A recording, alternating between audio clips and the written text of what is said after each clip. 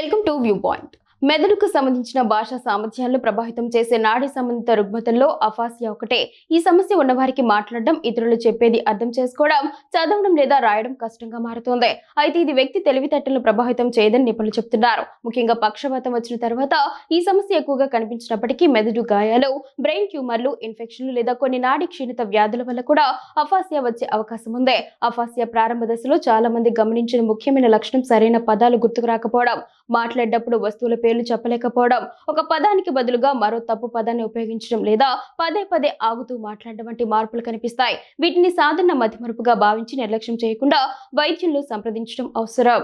ఈ సమస్య ఉన్నవారికి ఇతరులు చెప్పేది అర్థం చేసుకోవడంలో కూడా ఇబ్బందులు ఎదురవుతాయి. సంభాషణ సమయంలో అయోమయానికి గురి కావడం, ఒకే విషయాన్ని మళ్లీ మళ్లీ చెప్పమని అడగడం లేదా సాధారణ సూచనలు కూడా సరిగ్గా అర్థం చేసుకోలేకపోవడం వంటి లక్షణాలు కనిపిస్తాయి. అఫాసియా ప్రభావం చదవడం, రాయడం పైన ఉంటోంది. వార్తా పత్రికలోని కథనాలు, మొబైల్ సందేశాలు లేదా రోడ్డు సూచిక బోర్డులపై ఉన్న సమాచారాన్ని అర్థం చేసుకోవడం కష్టంగా అనిపిస్తోంది.